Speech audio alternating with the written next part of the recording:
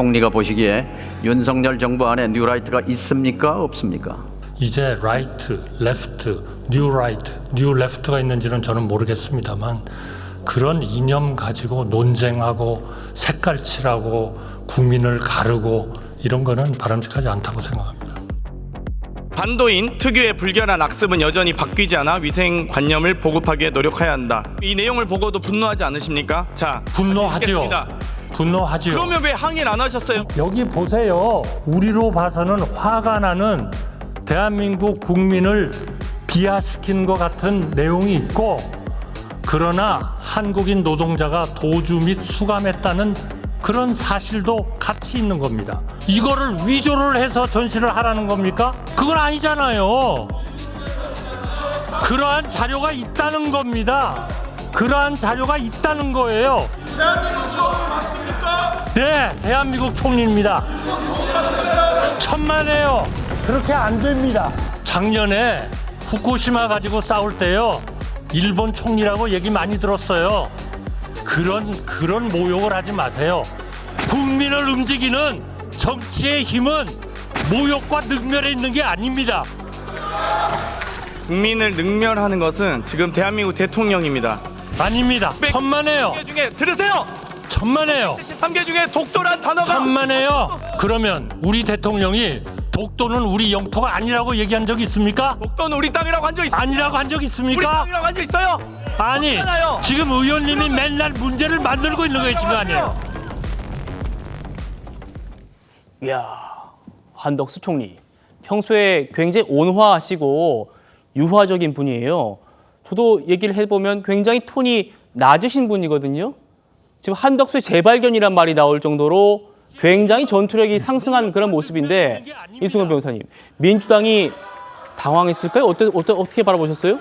당황했을지는 잘 모르겠는데요. 한덕수 총리가 처음에 되고 나서 장관들 제청하려고 그냥 하고 있다가 장관 하려고 하는 사람이 없으니까 5년 내내 하는 거 아니냐, 이런 뭐 비아냥도 있었습니다만 이번에 크게 좀 다툰 것으로 보여지고요. 네. 한덕수 총리가 한 말도 뭐 저희들이 들을 말은 있는 것 같습니다. 모욕이라든가 이런 것들은 굉장히 주의해야 될 것 같고요. 다만 우리 정부 그리고 민주당이 왜 저런 의혹 제기들을 할까라고 생각해 보면, 이 외교라고 하는 것은 실리와 명분이 있는 거잖아요. 명분을 얻으면 실리를 좀 양보하기도 하고, 실리를 얻으면 명분을 양보하기도 하는 건데, 후쿠시마 오염수 방류에 대해서도 뭐 적극적으로 좀 찬성하는 듯한, 그리고 일본은 독도에 대해서 자기 땅이라고 우기는 데 대해서도 별로 이의를 제기하지 않고, 사도광산 문제에 있어서도 노동 착취, 강제 노동 분야가 부각되기보다는 오히려 한반도, 우리 한국인의 어떤 습성이 잘못됐다, 이런 얘기들이 자꾸 있다 보니까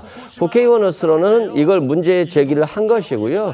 우리가 좀 고민해 봐야 될 것들은, 일본과 사이가 좋아지는 것도 좋습니다만 그렇게 사이가 좋아지고 명분을 주면 좀 실리를 취득해야 되는데, 윤석열 정부 들어와서 일본에게 뭐 얻은 게 있냐라고 하면 머릿속에 남는 게 없거든요.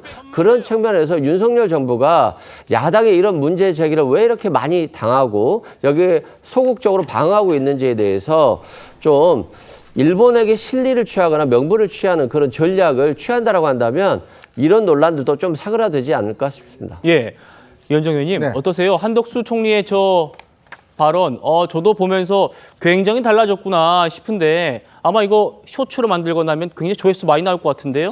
한덕수 총리가 정말 직업이 총리라고 할 정도로 예. 역대 모든 정부에서 요직에 있었습니다. 어떤 좌우를 막론하고 한덕수 총리가 있은 것은 기본적으로 이 실무 능력, 이거를 뭐 한덕 총리에 따라갈 분이 없어요.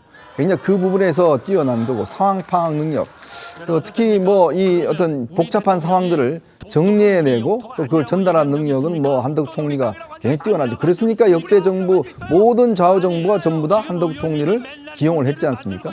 아마 저런 총리의 모습은 예전에 아마 이해찬 전 총리하고 비슷한 것 같아요. 당시 이해찬 전 총리도 보면 당시에 이제 이 지금 현재 국민의힘 소속 그 의원들하고 굉장히 많이 다툼을 벌였지 않습니까? 평소 성품은 정반대지 않습니까? 원래 목소리가요 굉장히 좀 낮으시고 조용조용하고 예. 저분저분하게 이야기하시는 걸 좋아하시는, 저도 이제 이렇게 어떤 강하게 하는 모습은 처음 보는 것 같은데, 그렇죠. 아마 한덕 총리도 더 이상 이렇게 돼서는 안 될 거다라는 생각을 하신 것 같아요. 왜냐, 그동안 민주당이 보면 정말 말도 안 되는 문제를 가지고 지금 굉장히 제기를 했잖아요. 최근에만 보면 계엄, 독도 문제. 자, 얼마 전에요. 민주당 최고위원회에서 뭐라고 그랬냐 하면 이번에 기시다 총리가 오는데 독도 영유권 넘겨준다고 온다고 이렇게도 이야기를 했습니다. 전현희 최고위원이 그렇게 이야기를 했거든요. 정말 이 말도 안 되는 이야기 아닙니까? 세상에 어느 나라 대통령이, 우리나라 대통령이 독도를 넘겨준다고요? 근데 말도 안 되는 이야기를 그들 회의에서는 말이 되는 것처럼 이야기를 해요. 네. 지금 저 장경태 의원 보십시오. 독도가 왜 우리 땅이라고 대통령이 이야기하지 않느냐? 그럼 대통령이 매일 1월 1일마다 독도는 우리 땅입니다. 이야기를 해야 될까요? 당연한 얘기니까 안 하는 거죠. 제주도는 우리 땅입니다. 이야기를 해야 될까요? 서울은 우리 땅이 우리 수도입니다. 이야기를 해야 될까요? 그런 바보 같은 질문이 어디 있습니까? 당연히 우리나라 땅이니까 이야기를 안 하는 겁니다. 굳이 이야기할 필요가 없는 게 일본이 오히려 그걸 이야기해 주길 바라는 거예요. 그래서 논쟁을 붙이기를 바라는 겁니다. 뻔히 거기에 어떤 말려 들어가는 거거든요. 독도가 우리나라 땅이지 어느 나라 땅입니까? 그걸 대통령이 굳이 이야기를 해야 됩니까? 그러니까 그런 문제를 가지고 저렇게 목소리를 높이니 오히려 한덕수 총리의 상식적인 대답이 저는 오히려 돋보이는 게 아닌가 싶습니다. 예. 한덕수 총리 굉장히 온화한 분인데 이렇게까지 목소리를 높일 수밖에 없는 것, 결국 야당의 그런 공세 이런 것들이 더 높아지고 더 거세지기 때문에 맞대응을 할 수밖에 없는 그런 상황 아니겠는가라는 말씀이셨습니다. 한덕수 총리를 상대로 민주당 이현주 의원이요, 이 TMF 사태에 대한 정부의 책임도 집중적으로 제기했는데 여기서도 한덕수 총리의 대답이 굉장히 인상적입니다. 보시죠. 총리님, 지금 TMF 사태의 피해자들, 특히 판매자들 피해액이 어느 정도 되는지 아십니까? 약 1.4조 정도 경영상의 어려움을, 자금의 부족을 겪고 있지 않나 이렇게 생각합니다. 정부가 여기서 고리대금업을 한다 이런 얘기가 나오고 있습니다. 금리를 지금 5%, 6%를 받고 있어요. 이 시중금리가 지금 3.4%인데 이 말이 되냐고요? 그거는 또 변동금리가 많지 않습니까? 아니 그래도 말이 됩니까? 아니 말이 안 되는 것은 아니죠. 아니 금융의 원칙에 따라서 움직이는 거를 시장 경제를 한다 그러면서 모든 거를 정부가 책임을 지고 미리 갚아줍니까? 그러면 의원님은 도대체 몇 %로 해야 만족하시겠습니까? 정부는 최선을 다하고 있는 겁니다. 총리님. 고리대금은 19%씩 받는 게 고리대금입니다. 말장난하시지 마시고요. 총리님 이제 그만 들어가세요. 웃지 말고 조용히 하세요. 사람들 지금 피눈물 흘리고 있어요. 웃지 말고 조용히 하라고요. 웃지 말고 조용히 하세요. 피눈물 흘려요. 네? 왜 이런 일 가지고 웃고 그래요? 웃지 마세요.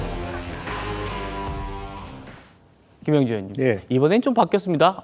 한덕수 총리가 굉장히 낮은 투로 침착하게 이현주 의원을 상대했는데 이현주 의원이 오히려 감정을 주체하지 못하고 막 저런 모습을 보였어요.